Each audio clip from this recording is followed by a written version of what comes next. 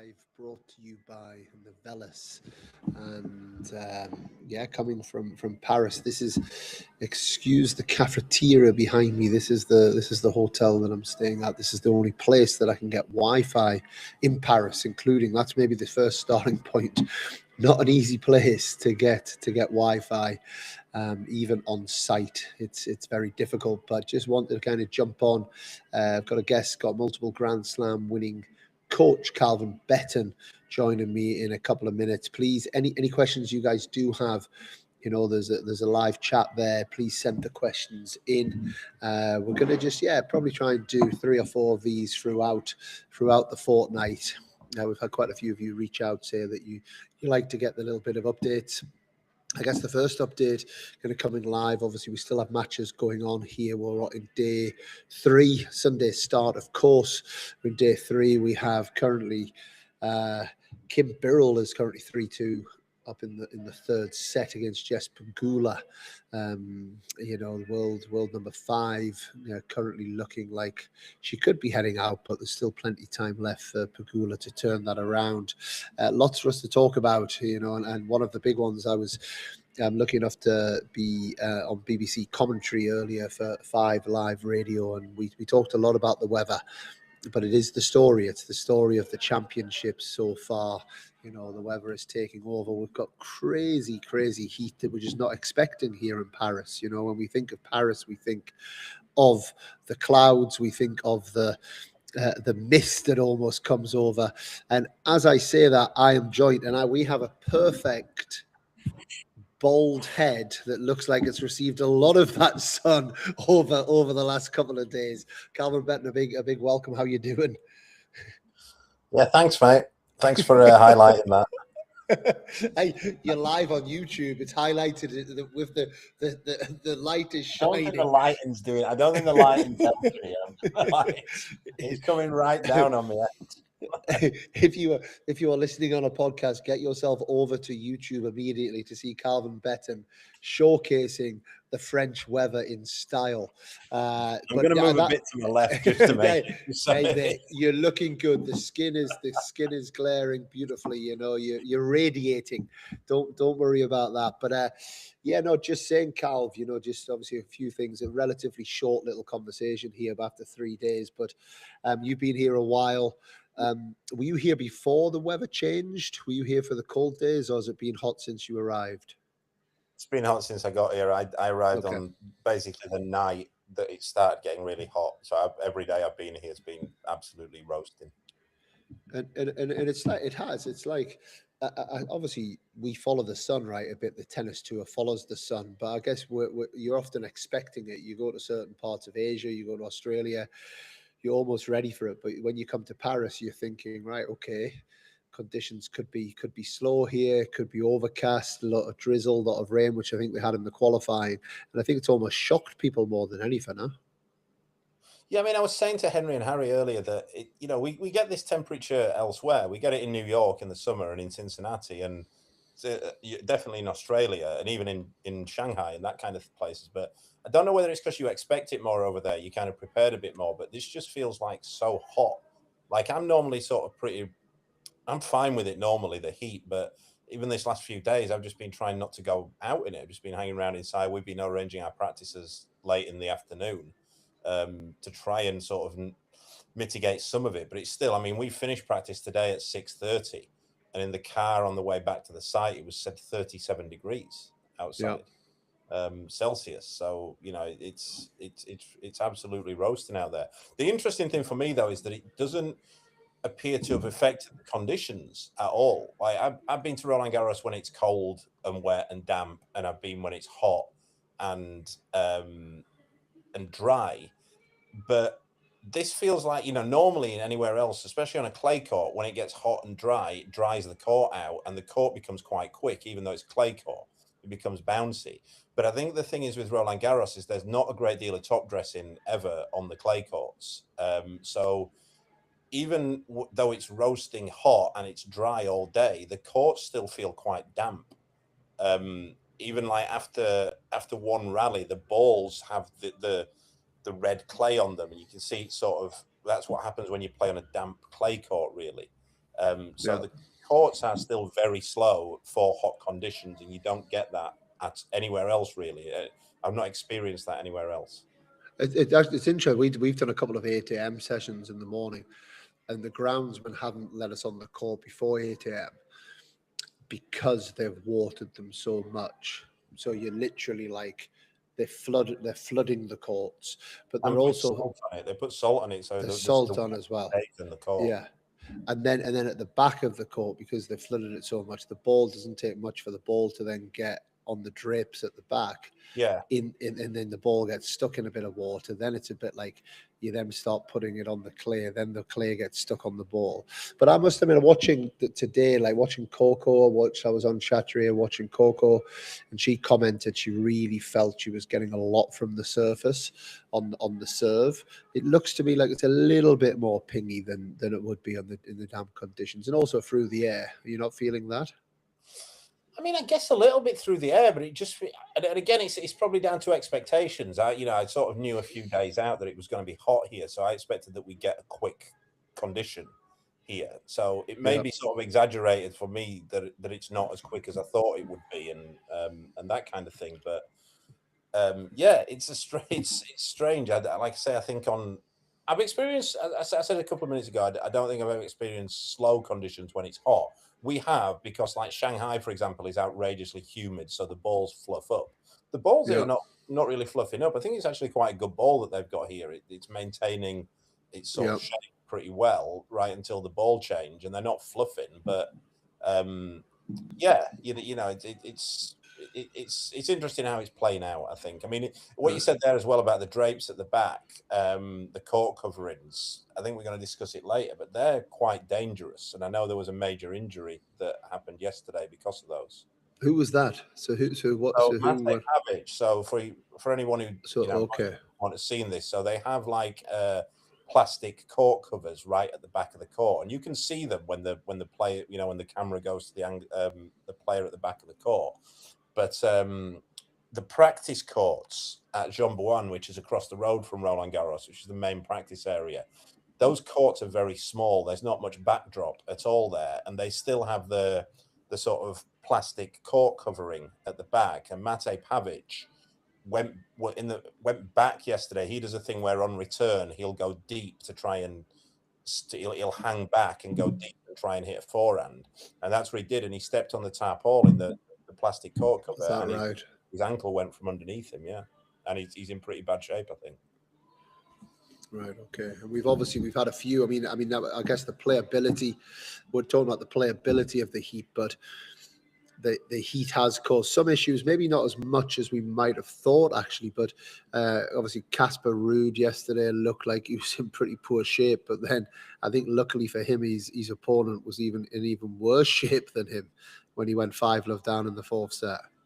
Yeah, I mean, what we've seen again as well today, there's been a few matches today where there's been some interesting score lines of kind of like 6-love, 1-6, 6-love, 6-1, that kind of thing, where I think what we're seeing is players consciously, once they go a breakdown or two breaks down or even one breakdown, they're going, right, that's it for the set, and just sacking it off. And I think that's what we saw with Casper yesterday, which, again, it brings in a bit of a discussion about there are rules in tennis about this, that you have to show maximum effort at all time. I mean, it's the most pointless rule in tennis because it literally never gets enforced. So if it was ever going to be enforced, it's an interesting sort of ethical discussion, I think. Like, obviously the conditions are very tough, but Casper Ruud yesterday actively was not showing best effort for about half a set or 2/3 of a set when he went to break down, and then with the intention of coming back in the fifth set, which he did. Which he did. Yeah, it's funny, Calv.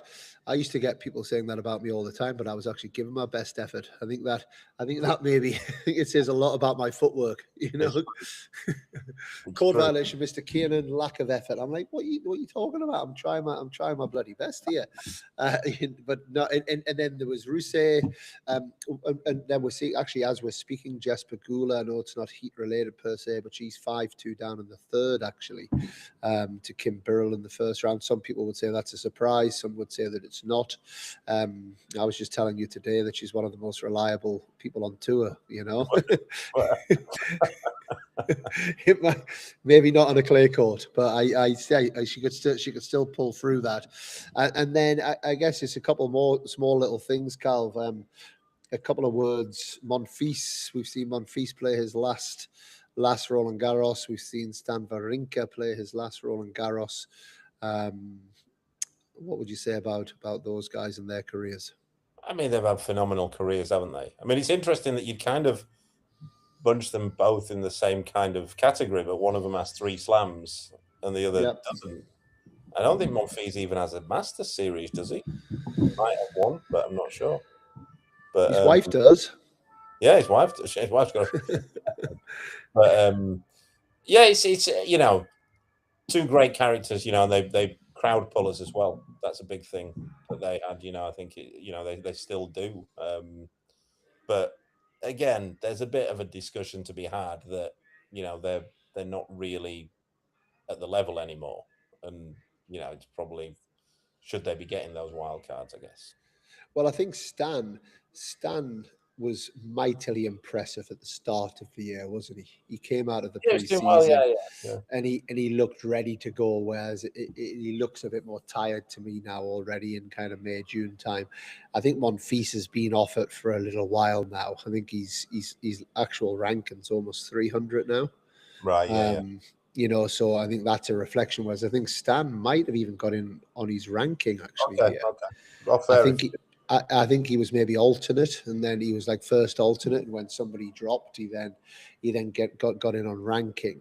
But yeah, I think you bring up an interesting point about bunching them together, because I think Monfils has often been talked about in obviously not in the top echelons, but we are in a sport that is there to entertain people, right? And I think Monfils is someone that is loved wherever he goes. Yes, his end product hasn't quite been there at the very, very, very top end, but I think he's brought a lot of joy to people wherever he's a great guy as well. I mean, the thing with Gael Monfils is even at his prime, even in his peak, when a story here for your listeners that we were at the NTC with a lad I used to coach. This would have been about 2018 probably. So Monfils was really in his prime at that stage. And his wife, Elena Svitolina, was getting coached at the time. Well, she is again now by Andy Bettles, an English lad. And so she was doing a couple of days at the NTC because Andy lives in London. And Gael had sort of, I think he'd had a week off. So he was there as well. And he was just kind of hanging around the NTC. And every Wednesday afternoon at the NTC, we used to have a football game, me and some of the other coaches, and a few of the coaches would bring their mates. And the NTC National Tennis Centre in the UK used to have a 5-a-side football pitch on site. Not competitive at all, though. Well, and I remember, you know, and every week it happened, as anybody who's ever played 5-a-side will know, that you've got 10 and then you haven't. You know, a couple of people call and then you're desperately scraping around, phoning people, asking if they want a game and that kind of thing. And we were in that situation. We had 9, and I think it was on the balcony, and it kind of overheard us, and he was like, "I'll have a game," and he came and played 5-a-side with us for an hour, round the back of the NTC, and you know, he was great fun. Wasn't as good as I thought he would be. You know, I thought like this was like him in his prime, and I just thought, you know, like good tennis players tend to be really good footballers as well. And I thought like he's going to be pretty special here, and he wasn't that good, but a great bloke, and yeah, like you say, just heaps of charisma, like oozes out of him. The charisma just absolutely oozes out of him. It does, yeah. It does. Did you have him? He was left wing. You were right back. Did you have him for speed down that wing, Calv, or just a little nudge? I think we complemented each other quite well. He was like the athlete, and I was pulling the strings, I think. It's a skill sport, and who thought that listening to Control the Controllables on this Tuesday evening, you were going to get an exclusive of Gael Monfils being called out for being shite at football? Do you know what I mean? You came on for your French Open wrap up, and you're leaving with that bit of information. True. I mean, I tell you what, the boy can dance, can't he? He can. He's just you smile when you see him. He's got, like you said, charisma is oozing out of him. It's just, and they seem like a lovely couple. Obviously Svitolina is doing extremely well. She nearly went out today or yesterday. I lose my track of days. Yesterday, 7-6 in the third, 3-1 down in the third. Some people were even calling her as one of the favourites for the title after winning in Rome. I'm not sure. She said it in her press conference as well. There's at least 5 or 6 people that are women that are more favourites to win the title than myself, which I would tend to agree with. But what a year she's had, and you get through. What does that do? You get through a first round 7-6 in the third, coming on the back of winning Rome. All of a sudden things can start to click a little bit. Those 6 in the third wins early can sometimes turn it around, huh? Yeah, I mean, it's interesting, really, I think, in the women's game at the minute, that for many, many years, you kind of got the women, they peaked at like 23, 24, and they retired at sort of 27, 28. But now I think it's the first time I can remember. I think I counted the other day. I think there's 5 women in their 30s in the top 20. And most of them playing the best tennis they've ever played. Svitolina's playing the best tennis she's ever played. Castilla is retiring at the end of the year. She's 36, she's retiring, and she's having the best year she's ever had. Well, can I, this talking about exclusives, I don't know if this is a bigger exclusive than Gal Monfils being shite at football, but I've heard of pretty reliable sources that we might have a Serena Williams on the grass courts. Well, I mean, Queens. I'm not sure. I don't know if we want that, to be honest. I mean, it's not something I'm a big fan of that. Like, she's retired, and she wasn't great the year that she retired. And she had, 4 or 5 years out of the game. And I feel like Serena Williams was the best female tennis player, or in my opinion, the second best, actually. I thought Steffi Graf was the best player that ever played. But she was a phenomenal athlete and did more for crossing boundaries in the sport maybe than anybody else. But she does like to make things about her in a big way. And I just don't want to see. I don't want to see us get to New York and having another Serena Williams goodbye tour. We've done it already. Why don't? Because it's. I mean, obviously, for those that don't know, it was about 6 months ago now when she did sign up onto the kind of anti-doping system that you need to be part of. You don't do that because it's a pain in the arse to do that. Well, there's no other reason to do it. You only do it. Exactly. There's not a single benefit to doing it. So the only reason you would do it is if you're coming back. So it was obvious then she was coming back. But even then, weirdly, she denied it. She said she isn't coming back. But it was so obvious then that she was coming back, because there's no reason you'd choose to go back on the drug testing thing. We've had an Ollie Corres jumping in here. Svitolina for the trophy for me. Now I know young Ollie Corres, and he doesn't get many things right, so I'm not convinced to do that. That's basically discounted Svitolina right there with the comment coming in. But before we move into the last couple of things, Carl, why Serena Williams coming back? And again, who are we to say what's right or wrong for her when what she's done? But it seems odd. It seems like you've got your couple of kids, you've had this incredible career. And a bit the same with Venus. Like, Venus is hanging around. It's been hanging around now for 2 or 3 years. Like, what is it? What's gravitating them to just want to continue? Because Venus is not really competing well. No, what I will say about Serena, she can do what she wants. She's perfectly in her rights if she wants to come back and try and play tennis. What I don't like is if the tournaments are and they will do, they'll give a wild card. Of course, yeah. But I think that again, I really have a bee in my bonnet about this, Kino, that like we have this thing about in tennis called the Tennis Integrity Unit, which is basically the doping. But we don't have, there's other areas of integrity that I have real questions about, and that includes people tanking in matches. That's one that I have a real bee in my bonnet about, and that's singles and doubles, and you see it all the time. And also the wildcard situation.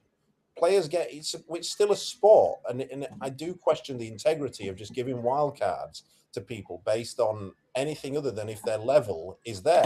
And I don't want to get rid of wildcards. I know some people say wildcards shouldn't be allowed. I think there is reasons for them. If players have been out injured, for example, and their ranking would suggest they would be in that tournament were it not for they've been out injured or something like that.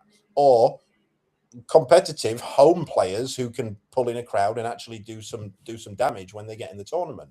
I don't like. We'd basically be putting Serena in there as a celebrity, and that's what she would be now. This is somebody who hasn't played a competitive tennis match for 4 years, wasn't that good at all in her last year of playing, and is now 4 years older than that, and is in her mid-40s. But is that not coming from your performance mindset? You know, you like tennis to you as someone who has coached multiple Grand Slam champions. You're at the business end. You're at the elite end of the sport. You're in the scouting. You're in this. You're all about getting players and the extra edge out of these players. Whereas ultimately, and we need that in our sport for the sport to be what it is, because we're all part of this whole industry, right? This kind of traveling circus. Yeah. But ultimately, for the sport to work, it has to.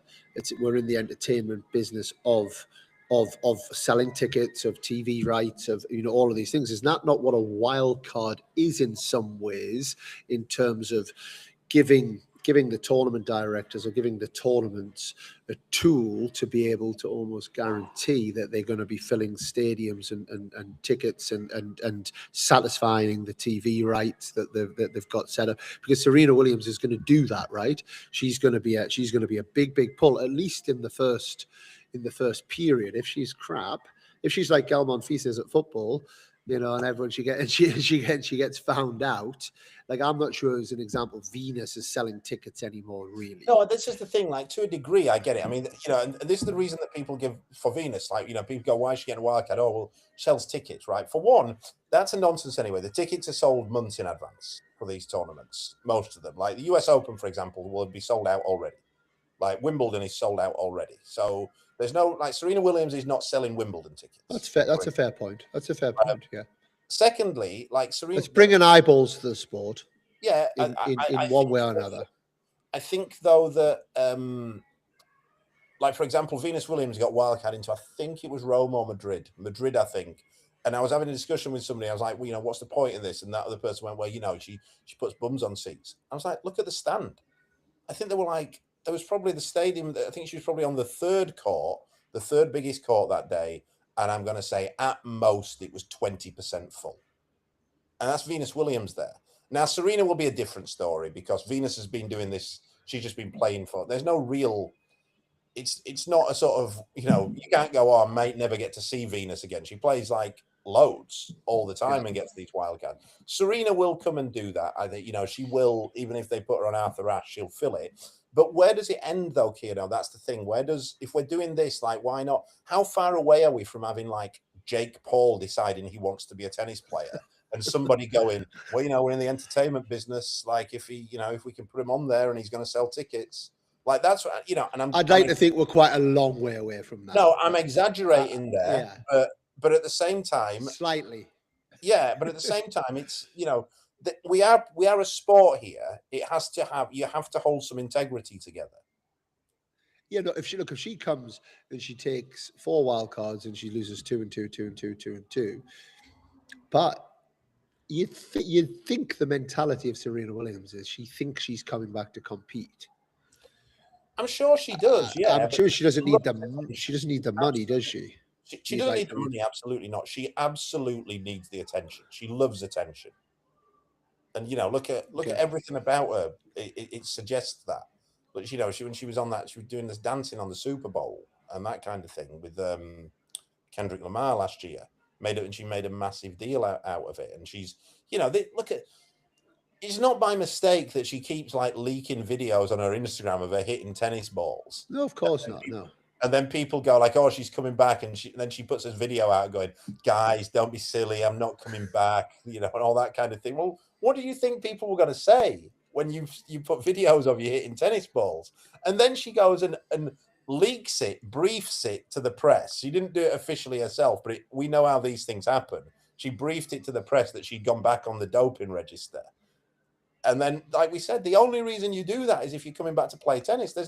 For anyone who doesn't know, the doping register, being on the doping register is an absolute nightmare. People can knock on your door at 5:45 a.m. and say, we need a sample of you. Sounds like having kids. Well, yeah. But you wouldn't. There's literally no reason to do it unless you're planning on playing competitive sport. And then she does that, and then immediately she puts a statement out: "Guys, don't be silly. I'm not coming back." And we all know she is. She sounds like us podcasters, tennis coaches. Do you know what I mean? We're teasing these YouTube lives, and then we have the conversation, and then we put out a marketing asset after. She's just like us, Cal. We're all the same. She knows how to promote herself.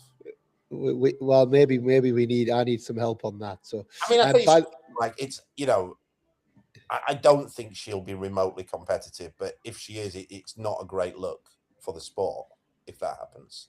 Yeah, we'll see. Time will tell. Jessica Pegula has gone out. Kim Birrell beaten the 6-3 in the third set. Okay, wow.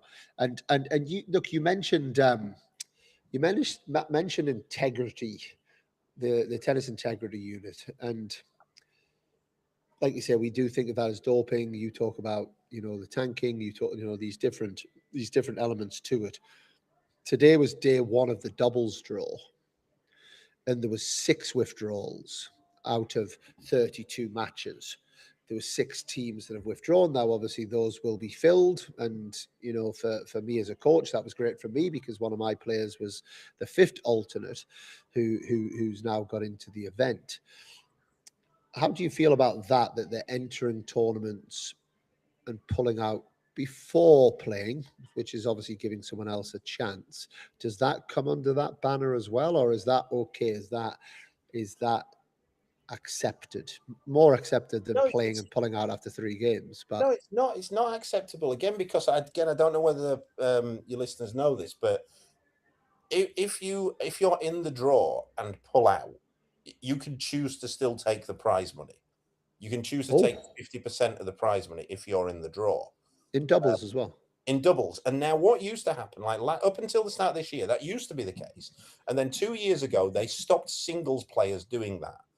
So they said single players who got in the doubles tournament on their singles ranking could not do that. If they pulled out, they were not eligible for the prize money.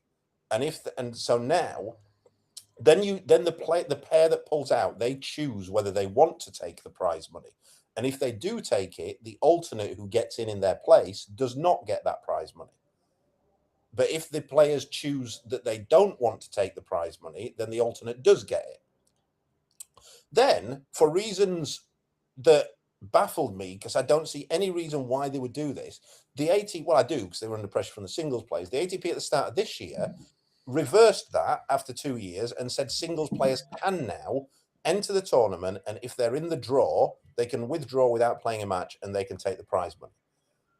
And what's amazing is the number of singles players that are doing that. So in Rome, for example, Khachanov and Rublev entered, didn't play a match, withdrew straight away, and both took the prize money. And that prize money was about 3,000 euros each. Now, those two, Rublev and Khachanov, are both multimillionaires. They were both, by the time they pulled out of the doubles, they were both, I think, in the 3rd round of singles, or maybe even the quarters. So they both made at that stage, I think, about 100 grand, and chose to still take the prize money.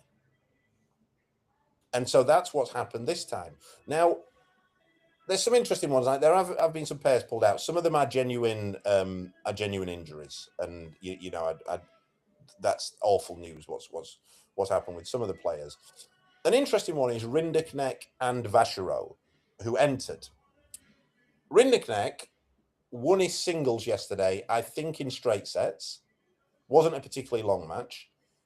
Vachereau had not even played yet. I don't know if they've pulled yet, Dan. I don't think they have, but I'm told that they are 100. I was told this morning they are 100% pulling out by somebody who would know. So I might look stupid in a couple of days if they play the match, but I was told they were pulling out. So what's changed?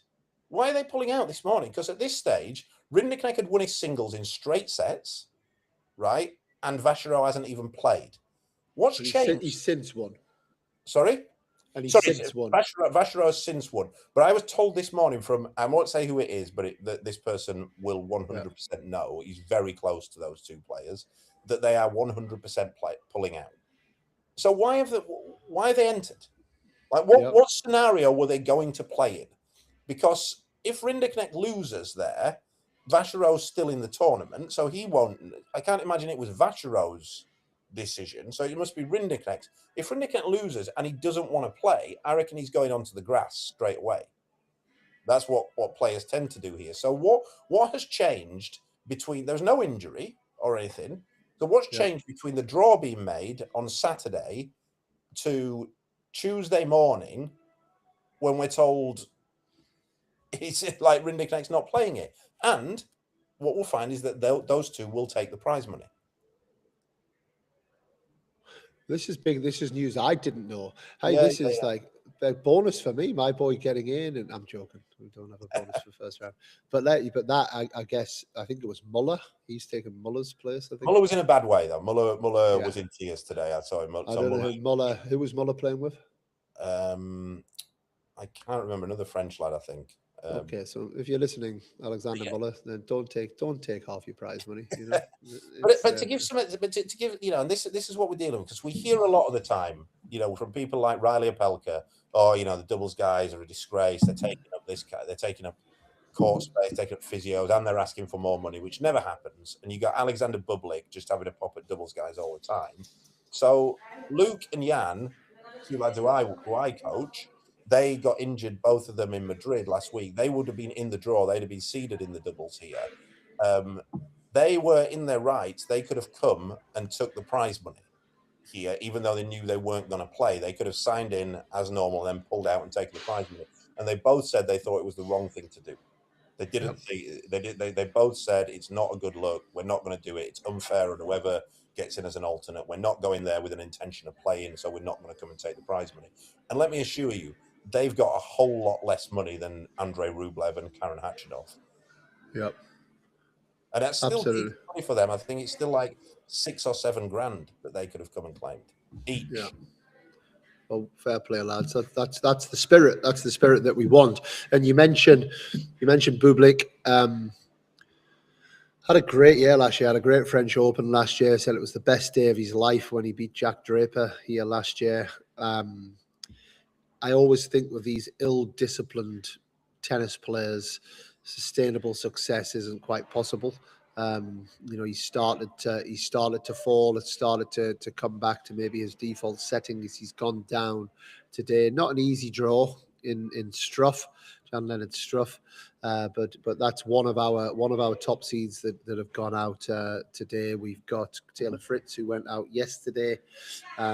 We also have Medvedev, who's obviously the other one today. I know he's not known for his clay prowess, but he seems to have had a better clay court season this time around, and lost 6-4 in the fifth set to Adam Walton as well on the men's side. So there's a few seeds dropping.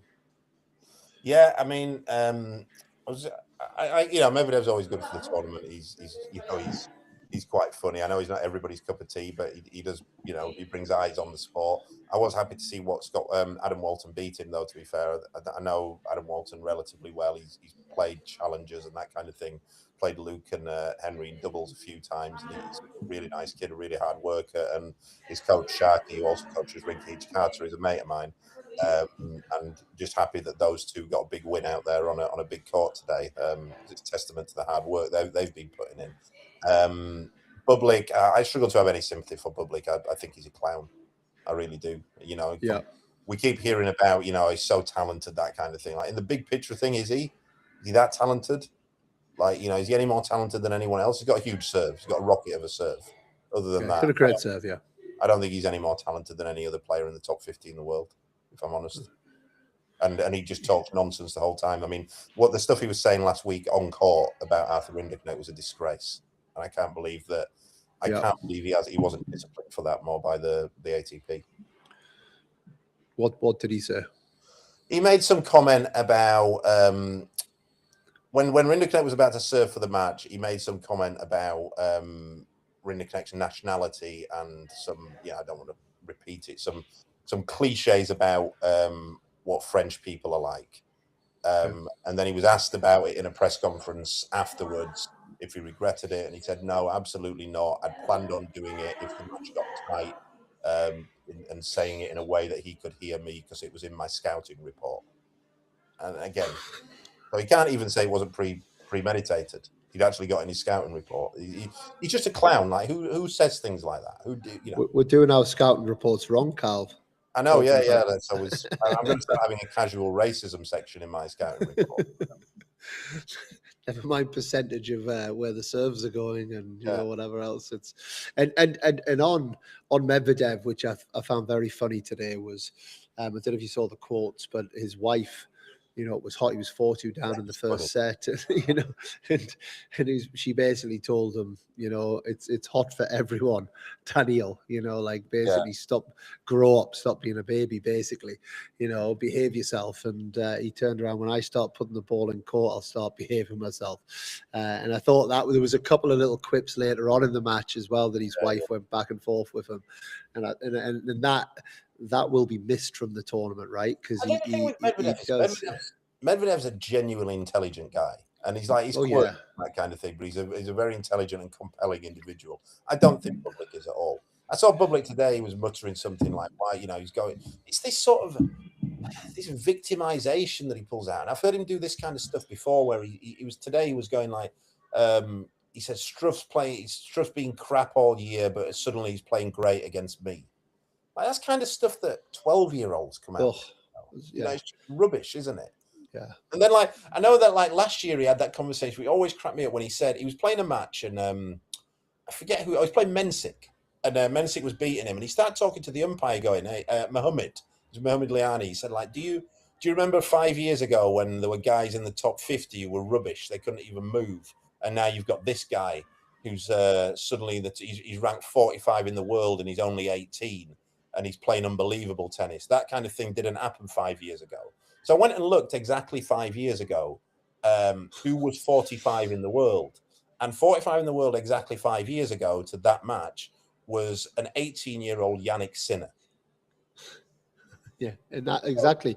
But it's facts, isn't it? I mean, there was one on Instagram the other day. He said something about doubles, and I went and looked at his last 100. He's played last 4 years.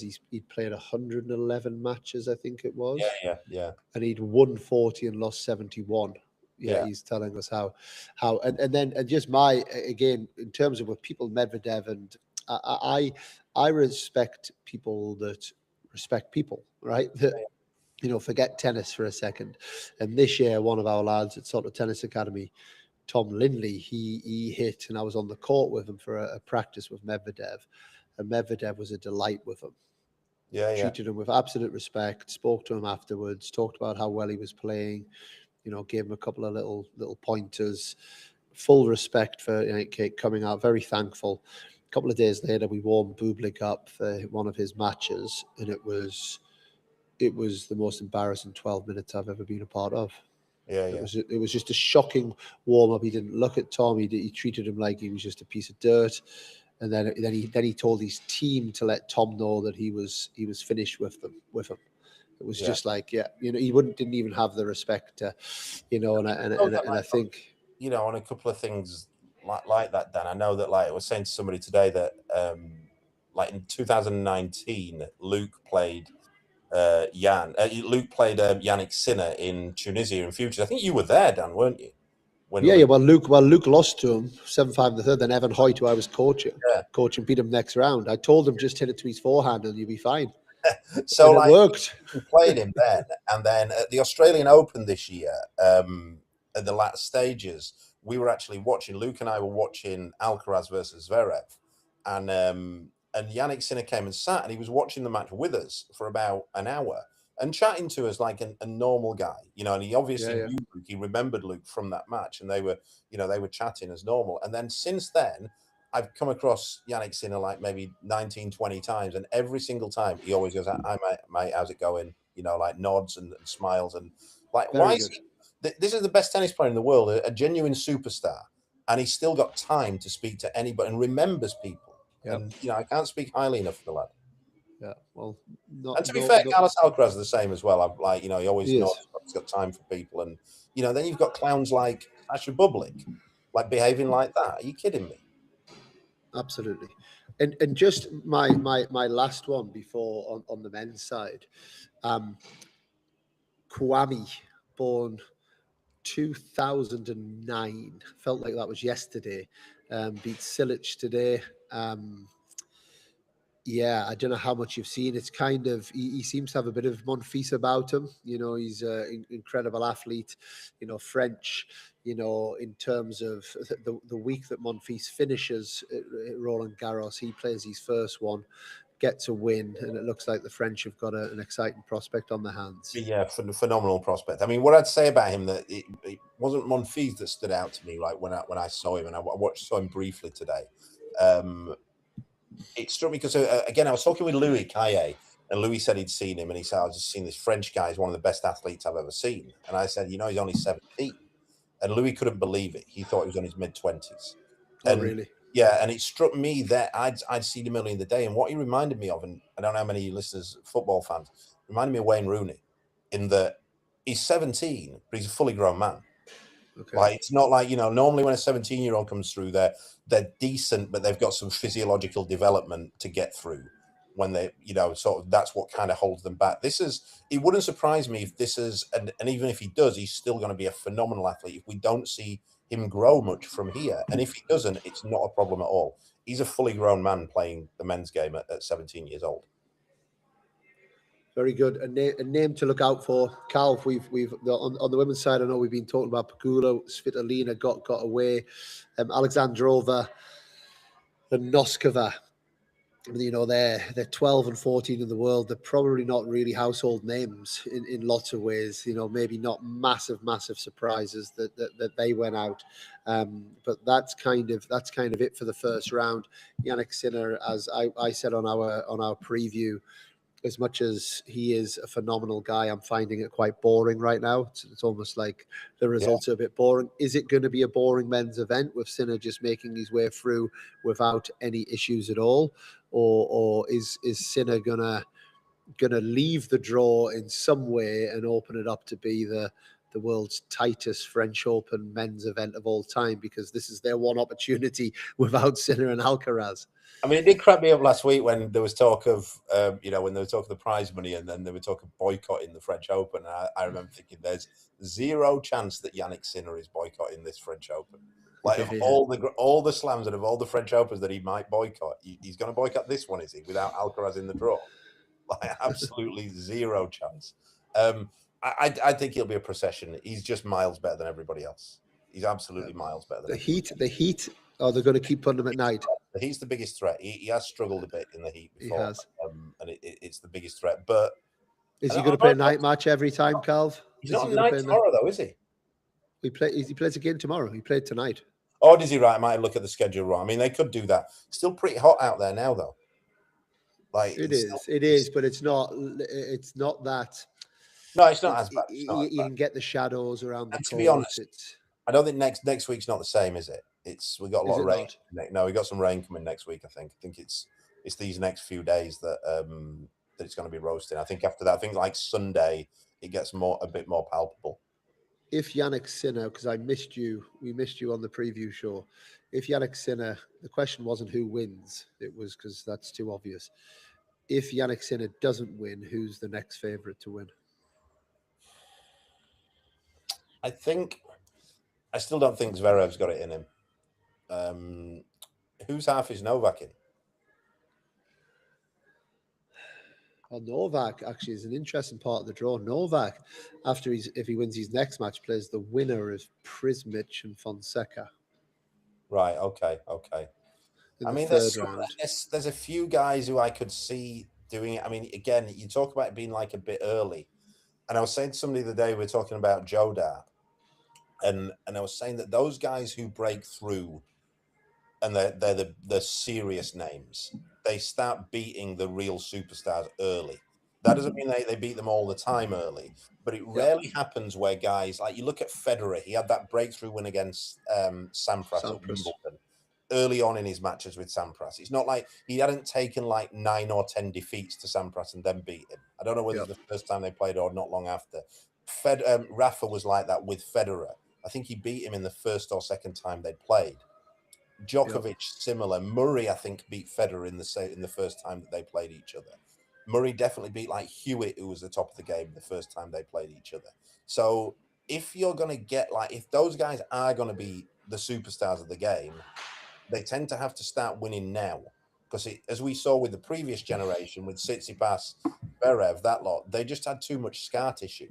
It's unlikely that you get players who lose their first or lose 10 of their first 11 matches and then suddenly become competitive against those guys. So what I'm getting to is it wouldn't surprise me if we see somebody like Jodar, Fonseca make a real run at it here. Very good. And on the women's side? The women's side, I think, is in a good spot. I think it's really competitive, and I think it's in a really good place. I wouldn't really feel comfortable picking a winner in that. Sabalenka's not in the best of form. Swiatek always looks in great form until she loses. Svitolina's obviously in good form. Pegula's just gone out. And Draver has been all right. It's a bit in and out. It's strange, isn't it? Because there's a lot of Rybakina. There's a lot of players who are in good form, and there's no one in great form at the minute. And we didn't mention Coco, who won it last year. Yeah. Again, another player who's in good form, not great form. It's not for tonight. Maybe I'll do the Serena Williams tease for a few nights' time. But I actually, waiting for my car this evening, I fell into a chat with her biomechanic, a serve biomechanic, who actually shared quite a few little insights of things. Nothing probably as detailed as you might think, but maybe I'll share those on another night, and maybe I'll do it when Calv's not there, because we need to give Gareth a little bit of a break, maybe as well. Calv, you on the schedule? Boys on the schedule tomorrow? No, we don't. I feel like I've been here about 2 weeks already. I haven't watched a tennis match. I mean, I was really hoping. I knew that they weren't going to play their men's tomorrow. I was really hoping Henry was going to play mixed, just so I got a tennis match to watch. I just like it's something. I don't want to sound arrogant in saying this. I really hope I don't come across that. It's not the way that I mean, but I think if it's like your first, it's not our first rodeo in this. Henry and Harry have won. They've won 2 slams. They've won Masters Series. They've won World Tour finals, and I think it kind of loses its allure when you're at slams then and you're here a long time. I think if it's your first few times or you haven't gone deep, it's good to have a good week here before you play your match, because you can kind of settle into the atmosphere. But for them two, I kind of wish we'd have played already. I want to get the tournament going. Yeah. Well, I don't know if I told you, but tomorrow, I've now got 3 teams that I'm looking after. But I spoke to, as you do at these events, you speak to the referee and the supervisor, and you let them know that you fill out a form. These are the players I'm looking after. Could that be considered in the schedule, that they're not scheduled at the same time? Unlikely that they will be. Why would they be? There's 6 rounds of matches over however many courts. First rounds go over 3 days, so there's quite a few options. All 3 of my teams play at 11 a.m. tomorrow morning. Oh, Christ. Yeah. I mean, it's like, I mean, are we being serious here? Are they on court near each other, or are you sprinting? Nowhere near. Court 14, which is no. 3. Okay. 9. Oh no. And 13. Right. Okay. So anyone who doesn't know, they're all about 100 meters away. Yeah. So no. I do have these things done in advance in terms of how things are set. We're actually going against that. I normally have the rule of I watch the team I've coached for the longest, which is Gabby Dabrowski and Louisa Stefani. But Gabby has actually kindly turned around to Andre and said, "You guys, Dan will go. You guys tomorrow. You're playing a seeded team." Okay. So yeah, they don't need me. None of them need me, but it's still a funny situation to be in. So yeah, a little bit of a shame, but hope they all perform well regardless. And Cal, thanks for giving us your time. Always great. Good luck the next couple of weeks. And even though you moved the light, mate, it's still shining bright. Enjoy that sun and get some sun cream on, and we'll see you tomorrow. Top man. Thank you. Bye, guys. And until next time, guys, I'm Dan Kiernan, and we are Control the Controllables.